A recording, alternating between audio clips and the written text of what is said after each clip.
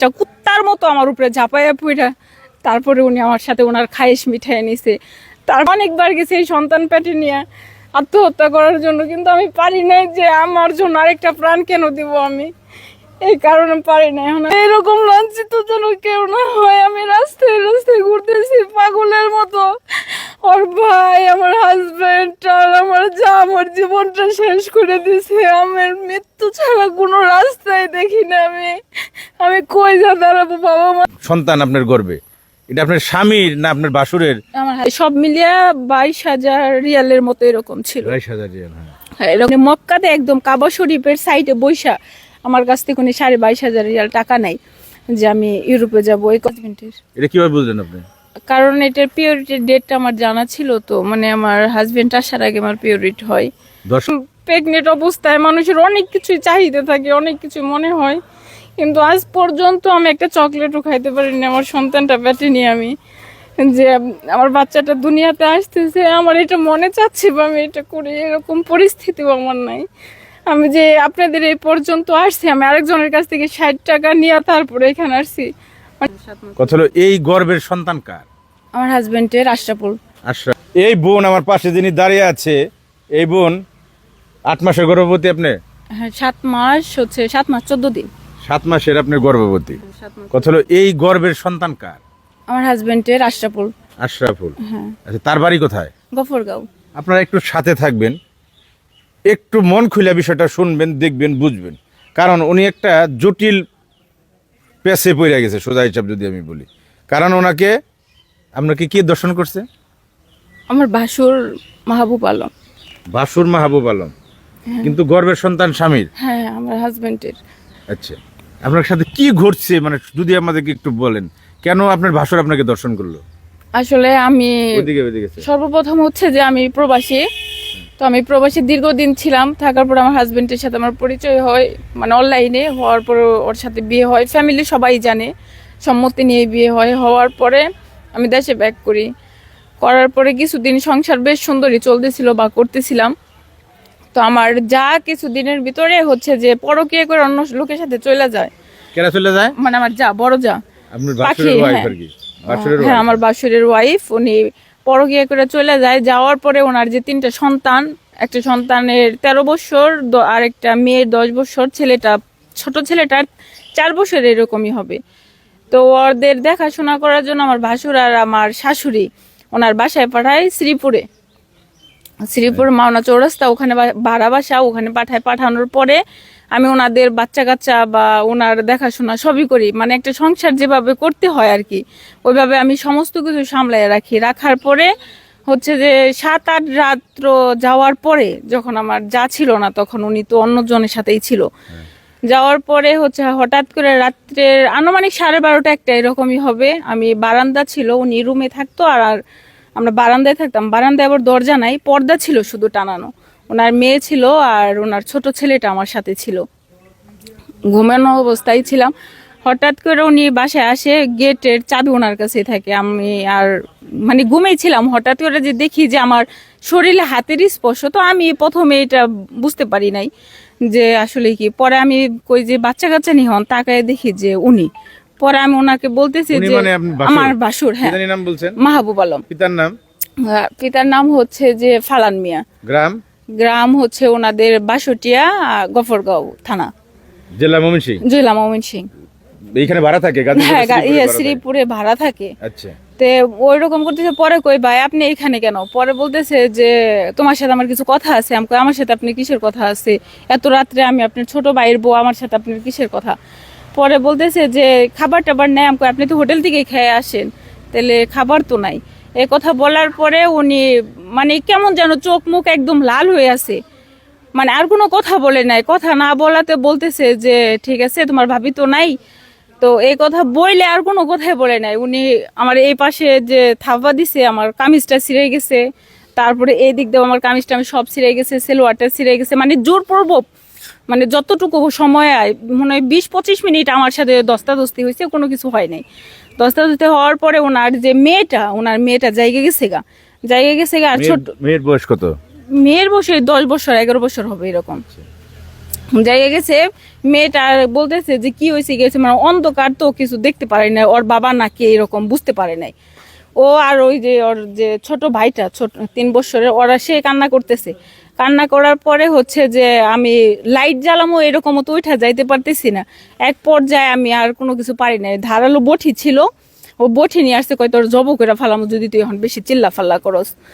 মানে অনেক বড় একটা বটি ওনাদের বাসায় আছে, ওই বেশি চিল্লাফাল্লা করলে তোর জব করে ফেলাম। তারপর আমি নিরুপায় হয়ে যাই। নিরুপায় হওয়ার পর আর আমার হাতে কোনো কিছু থাকে না। উনি ওনার খায়েশটা কুত্তার মতো আমার উপরে ঝাঁপাইয়া পুইরা, তারপরে উনি আমার সাথে ওনার খায়েশ মিঠাই নিছে। তারপরে আমি আমার হাজবেন্ডকে সাথে সাথে ফোন দিই কুয়েতে, যে তুমি এলো কোথায় পাঠাইছো আমার, আজকে আমার সাথে এরকম অন্যায় হচ্ছে। উনি বলে যে তুমি কারো কাছে এগুলা কোনো কিছু বললো না, আমি যত তাড়াতাড়ি পারি আমি দেশে চলে আসতেছি। আপনার হাজবেন্ডের নামটা একটু বলে যাবেন। আশরাফুল। আশরাফুল। হ্যাঁ। ওই একই ঠিকানা একই? হ্যাঁ, ঠিকানায় কি আপন ভাই আপনার বাসার? হ্যাঁ, আপন ভাই, আপন ছোট ভাই, ওর 3 নাম্বার ভাই। আচ্ছা। তো হচ্ছে যে তারপরে ওনারে আমি জানানোর পরে উনি আমার হাতে পায়ে ধরে, তারপর আমার শাশুড়ি আসে, সবাই আমার হাতে পায়ে ধরে। ধরার পর আমাকে কোনো মামলা করতে দেয় না, প্লাস আমাকে বাসার থেকে 15-20 দিন বাইরেতেই দেয় না। ওনারে আমার একদম পাহারা দিয়ে রাখে যে আমি কোথায় যাব না যাব, কোথাও যাইতে দেয় না। না যাওয়াতে পরে আমার হাজবেন্ড আসে হচ্ছে অক্টোবরের এই 9 তারিখে দেশে আসে। আচ্ছা। অক্টোবরের 9 তারিখে দেশে আসে। আসার পরে তারপরে হচ্ছে যে আমার মোবাইলে যত ডকুমেন্ট ছিল, যে আমার জামা কাপড় ছিঁড়া। আপনার সাথে এই ঘটনা ঘটে কত তারিখে? এটা আপনার হচ্ছে যে অক্টোবরের আগে, মানে 7-9-2025-এর ঘটনা এটা। 7-9-2025। হ্যাঁ, 25 আর আপনার এটা husband- মঙ্গলবার ছিল। মঙ্গলবার দেশে আসলো কবে? আমার হাজবেন্ড দেশে আসলো হইলো অক্টোবরের এই 9 তারিখে। অক্টোবরের 9 তারিখে দেশে আসে, এই 25-এই। মানে এক মাসের কম সময় পরে? হ্যাঁ হ্যাঁ, 1 মাসেরও কম সময় পরে। আচ্ছা। তো ও দেশে আসে, আসার পরে হচ্ছে যে আমার ফোনে যা যা ডকুমেন্ট ছিল আমি ওনার এয়ারপোর্ট থেকে রিসিভ করি, সমস্ত কিছু ভালো। মানে ওনার সাথে আমার যেরকম মানে কোনো গন্ডগোলই নেই, এরকমই নেই। ওনার এয়ারপোর্ট থেকে আমি নিয়ে আসি, সব কিছু করি। করার পরে 2-3 দিন পর আমাকে বলতেছে যে আমার পাসপোর্ট হারিয়ে গেছে। হ্যালো, পাসপোর্ট কে নিছে? তুই নিছস, এই কথা বলতেছে। তুই পাসপোর্ট নিছ, আমার বিদেশ যাইতে দিবি না। আমি কই আমি পাসপোর্ট নিব কে? পাসপোর্ট কি একটা ওয়াইফ কোনোদিন পাসপোর্ট নিবে? তে আমাকে এই কথা বলার পরে অনেক মারধর করে, মানে যেমন একটা কুত্তা পিটাইতেছে এরকম ভাবে আমাকে মারলো। মারার পরে হচ্ছে যে 16 তারিখ রাত্রেও মারলো। মায়েরা 17 তারিখে উনি আমার ফোন টোন যা যা ছিল সমস্ত কিছু নিয়ে 17 তারিখে ওর ভাই মাহবুব আর হলো ওর ভাবি পাখি, এই দুইজনে মিলা, মানে ওনার যে পাখি তো নাই, পাখি তো চলে পাখি গেছে। আবার রিটার্নটা আসে, যে আপনার দর্শন করলো যে তার ওয়াইফ। হ্যাঁ হ্যাঁ, আবার রিটার্নটা আসে, কিছুদিন পরেই রিটার্নটা আসে। আচ্ছা। আসে, ওনারে মাইনাও নেয়। নেওয়ার পরে হচ্ছে যে আপনার ওরা দুজনে মিলা বৃহস্পতিবার ছিল 17 তারিখ, ওরে এয়ারপোর্ট পর্যন্ত পৌঁছাই দেয়। এই মুহূর্তে আমি কিছু জানি না, আমার কাছে ফোনও নাই, কোনো কিছু নাই যে আমি যোগাযোগ করুম বা কোথায় আছে। আমার শাশুড়ির মোবাইল দিয়ে ফোন দেয়, আমি সিমে ফোন দেওয়ার পরে বলতেছে যে আমি অমুক জায়গায় আছি, আমার ভালো লাগতেছে না, এটা সেটা। কিন্তু পরবর্তীতে আমি শুনি যে উনি এলো কুয়েতে চলে গেছে। আচ্ছা। কুয়েতে চলে গেছে, এটার পর আমি জানি না। তারপরে থেকেও আমি মামলা টামলা কিছু করি নাই, যে দেখি ভালো হয় কিনা। যাওয়ার পরে আমাকে ইনটোটালি সব জায়গার থেকে ব্লক মেরে দিছে। তারপর আমি সবাইকে জানাই, কারণ আমার পিওরিটির ডেট ছিল হচ্ছে আপনার 3 তারিখ, 3 তারিখে ছিল। তাহলে ওইখানে থেকে হিসাব করতে গেলে উনি 9 তারিখে দেশে আসে। তা আমি সবাইকে জানাই যে আমার পিরিয়ড তো অক্টোবরের 3 তারিখে ছিল, যদি আল্লাহ না করুক যদি কোনো সন্তান আসে, পরবর্তীতে তো আপনারা বলতেও পারেন যে এই সন্তান এটা কার, এটা সেটা অনেক কিছু বলতে পারেন। আমি সবাইকে জানাই, ওনাদের গ্রামে যারা মায়মাতব্বর ছিল সবাইকে জানানোর পরে ওনারা আমার সাথে খারাপ আচরণ করে। পরে আমি বাধ্য হয়ে আমি এখানে চলে আসি, সফিপুরে চলে আসি। আসার পরে এখানে আসে অবস্থান করতেছি। তো ওনারা আর আমার কোনো খোঁজ খবর নাই বা আমার সাথে কোনো যোগাযোগ বা কোনো কিছু করে না। আমার সন্তান যে পেটে, আমি মরে গেলাম না বাইচা থাকলাম, কোনো কিছুই দেখাশোনা বা কোনো কিছুই করে না। উনি কোনো দায়িত্বই নিতে চাচ্ছে না। আচ্ছা, এই যে কাগজগুলো, আমাদের যে কাগজগুলো আপনি দেখাইছেন, কাগজগুলো আমরা দেখছি। আচ্ছা, একটা মামলা যে আপনি করলেন আপনার এই শ্রীপুর থানায়, আপনার ওই বাসরের নামে দর্শন মামলা, জি। এই মামলা তো এখন চলমান আছে? এই মামলাটা শ্রীপুরে আমি এসআই আলমগীরের কাছে যখন আমি আমার আইও যে এসআই আলমগীর ওনার কাছে দেওয়ার পরে উনি বলতেছে এটা দীর্ঘ সময় হয়ে গেছে, তোমার এটা কোনো কিছু হবে না, তুমি কোর্টে যাও, এই কথা আমাকে উনি বলে। উনি তদন্তের জন্য ওদের দোকানে যায়, যাওয়ার পরে তদন্ত করে আইসা মানে কি হয় আমি বুঝি না, মানে উনি টাকা পয়সা খাওয়ায় একদম সবকিছু সব মিটমাট করে ফেলায়। ঠিক আছে, তারপরে হচ্ছে যে সালঙ্গীর আমি ফোন দিলে ফোনও ধরে না, কোনো কিছু ধরে না। আপনি কোর্টে পরে গাজীপুর কোর্টে মামলা করলেন? হ্যাঁ, পরে আমি গাজীপুর। এই যে ধর্ষণ মামলাটা এটা গাজীপুর কোর্টে এখন চলমান আছে। আচ্ছা, এই যে আপনার স্বামীর সন্তান আপনার গর্ভে, এটা আপনার স্বামীর না আপনার বাসুরের? আমার হাজবেন্ডের। এটা কিভাবে বুঝলেন আপনি? কারণ এটার পিওরিটি ডেটটা আমার জানা ছিল, তো মানে আমার হাজবেন্ড আসার আগে আমার পিওরিটি হয়, দর্শনের পরে পরে হ্যাঁ পিওরিটি হয়। তাহলে আপনার এই যে অনাগত সন্তান যে পৃথিবীর মুখ দেখবে কয়দিন পরে, এই সন্তানের খোঁজ খবর নাই আপনার স্বামী? না না, আমার কাছে থেকে তো আর আমার সর্বহারা করছে। আমার কাছে জানুয়ারির 31 তারিখেও 5 লাখ টাকা নেয়, 5 লাখ টাকা নিয়ে আমাকে একবারে সর্বহারা করে। এখন আমি অন্যের বাসায় থাকি। আমি যে একটা প্রেগনেন্ট অবস্থায় মানুষের অনেক কিছুই চাহিদা থাকে, অনেক কিছু মনে হয়, কিন্তু আজ পর্যন্ত আমি একটা চকলেটও খাইতে পারিনি আমার সন্তানটা পেটে নিয়ে। আমি যে আমার বাচ্চাটা দুনিয়াতে আসতেছে, আমার এটা মনে চাচ্ছে বা আমি এটা করি, এরকম পরিস্থিতিও আমার নাই। আমি যে আপনাদের এই পর্যন্ত আসছি, আমি আরেকজনের কাছ থেকে 60 টাকা নিয়ে তারপরে এখানে আসছি। মানে আমাকে একবার ফকির করে দিচ্ছে। আমার তো এমনি আমার ইজ্জত সম্মান সব শেষ করছে, তারপরে টাকা পয়সা নিয়ে আমার একদম রাস্তায় নামাই দিছে। এখন আর আমার হাতে এমন কোনো কিছু নাই, মৃত্যু ছাড়া আর কিছু নাই। আমি অনেকবার গেছি এই সন্তান পেটে নিয়ে আত্মহত্যা করার জন্য, কিন্তু আমি পারি নাই যে আমার জন্য আরেকটা প্রাণ কেন দিব আমি, এই কারণে পারি না। এখন আমি শুধু দেশবাসীর কাছে বিচার চাই যে আমি একজন প্রবাসী হিসেবে, একজন দোষিতা হিসেবে বিচার চাই, আর কোনো কিছু চাই না আমি কারো কাছে, যে আমার সন্তানটা যেন একটা সুস্থ বিচার পায়। ও পৃথিবীতে আসার আগে যে লাঞ্ছিত হচ্ছে, লাঞ্ছিত গুলা যেন পৃথিবীর কেউ না হয়ে পায়। আপনারা সবাই শুধু এটা দেখবেন যে এরকম লাঞ্ছিত যেন কেউ না হয়। আমি রাস্তায় রাস্তায় ঘুরতেছি পাগলের মতো। ওর ভাই, আমার হাজবেন্ড আর আমার যা আমার জীবনটা শেষ করে দিছে। আমার মৃত্যু ছাড়া কোনো রাস্তায় দেখি না। আমি কই যা দাঁড়াবো, বাবা মার কাছেও দাঁড়াইতে পারি না। আমার বাবা মারে অনেক অপমান অপদস্থ করছে, যে বাড়িতে আমি যাই না, কিছু করি না। এই আমার ভাসুরের বউ আমার বাবা মার কাছে যে আমার সারাটা এলাকা করে আসছে। আমার একটা বোন আছে অবিবাহিত, যে কারণে আমি নিজেই সেপারেট থাকি। তারপরেও হেরা যে ওখানে করে রাস্তাঘাটে আমাকে ঠেট দেয় যেন আমি মামলা উঠাইয়ে নেই। মামলা না উঠাইলে আমার মায়েরা ফালাইবো, এটা করবো সেটা করবো। সব সময় আমি একটা আতঙ্কিতর ভিতরেই থাকি যে কখন জানি আমার ওর আক্রমণ করে।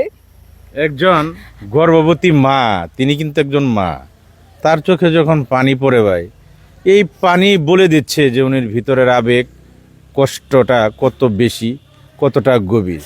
কারণ সে গর্ভবতী। উনি যে কথা বলতেছিল যে গর্ভবতী অবস্থায় একটা মেয়ের অনেক কিছু খাইতে মন চায়, অনেক কিছু করতে মন চায়। আমিও একজন পিতা, আমার ওয়াইফও গর্ভবতী ছিল। আমিও আমার ওয়াইফকে সার্বক্ষণিক যখন গর্ভবতী থাকতো তখন আমি বিভিন্নভাবে তাকে পর্যবেক্ষণ করতাম যে একটা গর্ভবতী মায়ের কত কষ্ট। সেই গর্ভবতী অবস্থা উনি বলতেছে আমার পর্যন্ত আসছে 60 টাকা মানুষের কাছে অনেক ধার করে কর্জ করে, অথচ উনি একজন প্রবাসী ছিল, উনি একজন রেমিটেন্স যোদ্ধা। উনি কিন্তু কষ্ট করে টাকা পয়সা জমাইছিল। সেই টাকা পয়সা গফরগাঁয়ের এই সিটার বলবো না বাটপার বলবো আমি জানি না, গফরগাঁয়ের আরও কিছু অভিযোগ আমার কাছে আছে। আমি আরেকজন নারীর আমি একটা ভিডিও করছি কিছুদিন আগে, আপনারা জানেন, সেই লোকটাও গফরগাঁয়ের। তাহলে আপনি যে প্রবাসে থেকে এত টাকা পয়সা কামাইলেন বোন, সেই টাকা পয়সাগুলো কই আপনার? আমার হাজবেন্ড হচ্ছে যে যখন মক্কাতে আসে প্রথম আমার সাথে, যখন ওরা আপনি ছিলেন সৌদি আরব? আর ও ছিল কুয়েতে। কুয়েতে, হ্যাঁ। তো যখন মক্কাতে আসে আমাকে বলে যে আমি তো ইউরোপে যাব, আমার ওয়ার্ক পারমিট এসে গেছে, তো টাকা লাগে নাকি 14-15 লাখ টাকা লাগে, এরকম আমাকে আর কি বলছে। আমার কাছে তত টাকা নাই। তো আমার কাছে 2 বছরের সঞ্চয় যা ছিল, মানে আমি তো কাউরে টাকা পয়সা দিই নাই, আমার বাবা মা আমার কাছে চাই নাই কখনো, আমি দিই নাই কাউরে কখনো। তো আমার কাছে যেগুলো আমার ATM কার্ডের সঞ্চয় ছিল, মানে সব মিলিয়ে 22,000 রিয়ালের মতো এরকম ছিল। 22,000 রিয়াল, হ্যাঁ এরকম ছিল। থাকার পরে ওইখানে খরচ হয় আমাদের মোটামুটি মনে হয় যে 3-4 হাজার রিয়ালের মতো খরচ হয়। আর 22,000 রিয়াল টাকা ওনারে দেয়। উনিও খরচ করছে, আমিও করছি, শুধু আমি একা করি নাই যে আমি একা করছি। মক্কাতে যা খরচ হয় উনিও করছে, আমি করছি। পরে যাওয়ার সময় মক্কাতে হজ করছে, হজ করার পরে ওখানে আরো আমার আমরা দুইজন একসাথে তোমরা করছেন? হ্যাঁ, বিয়ে শাদী করার পরে? হ্যাঁ হ্যাঁ, হজ করছি। করার পরে আরো 2-3 জন ছিল যে আমার কোম্পানিতে যারা মানে ডিউটি করতাম, তারাও হজে গেছিল। তো সবার সামনে 4 জন লোক ছিল, সবার সামনে মক্কাতে একদম কাবা শরীফের সাইডে বৈশা আমার কাছ থেকে উনি 22,500 রিয়াল টাকা নেয়। যে আমি ইউরোপে যাব, এই কথা বলে টাকা নাই নিয়ে তারপরে হচ্ছে যে উনি 1 মাস পরে কুয়েতে ব্যাক করে আমি আমার কোম্পানিতে চলে যাই। 20,000 রিয়াল দিলেন, তারপরেও তো আপনার কাছে কিছু টাকা পয়সা? হ্যাঁ, আমার কাছে আরো অবশিষ্ট কিছু টাকা ছিল। পরে ওদের বাড়িতে যাব, ওদের বাড়িতে শুধু একটা মানে মাটির ঘর ছোট। বাংলাদেশে আসার পরে? হ্যাঁ, বাংলাদেশে আসার পরে ছোট একটা মাটির ঘর, আর যে মাহবুব আলম যে ওনার একটা টিনের ঘর আছে, কিন্তু একটা চকি ছাড়া বাই কোনো কিছু ছিল না ওদের বাড়িতে, মানে শোয়ার মতো এরকম কোনো কিছুই ছিল না। আমি সব কিছু মিলাই, যে আপনারা চিনবেন হয়তো, যে তক্তা চালা হাট আছে না? হ্যাঁ, টাঙ্গাইল তক্তা চালা, ওইখান থেকে আমি 3.5 লক্ষ টাকার আলমারি, 3 পাটের আলমারির থেকে শুরু করে সোফার থেকে শুরু করে যা যা প্রয়োজন একটা সংসারে সমস্ত কিছু আমি ওইখানে নেই। প্রায় আমার ওইখানে 3,20,000 টাকার মতো আর কি যায়, গাড়ি ভাড়া দিয়ে হচ্ছে যে প্রায় 3,30,000 টাকা। তারপর আর কোনো টাকা নিছে আপনার হাজবেন্ড? হ্যাঁ, আরো হচ্ছে যে আপনার এই ঘটনার পরে যে অতি পালিয়া চলে যায়, যাওয়ার পরে হচ্ছে আপনি দর্শন হওয়ার পর তারপর যে দেশে আসে, আসার পরে যে চলে যায়, যাওয়ার পরে আপনার আমার সাথে 4-5 মাস, কোনো 4 মাসের মতো যোগাযোগ রাখে না। যখন ওনার কুয়েতের ভিসা শেষ হয়ে যায়, এই ভিসা লাগানোর কথা বইলা তারপরে হচ্ছে যে আপনার এই 31শে জানুয়ারি, মানে 31শে জানুয়ারিতে আপনার 5 লক্ষ টাকা নেয় আমার অগ্রণী ব্যাংকে অ্যাকাউন্ট। আর ওইখানের একটা অ্যাকাউন্ট নাম্বার দেয়, হচ্ছে যে একটা মেয়ের অ্যাকাউন্ট নাম্বার দেয়। কুয়েতের? হ্যাঁ, কুয়েতের অ্যাকাউন্ট নাম্বার দেয়। ওই অ্যাকাউন্টে আমি 5 লক্ষ টাকা ওনারে পাঠাই, 31শে জানুয়ারিতে পাঠাই। আর হচ্ছে যে ফেব্রুয়ারি মাসের 11 তারিখেও আমার ইনটোটালি আবার ব্লক করে দেয়।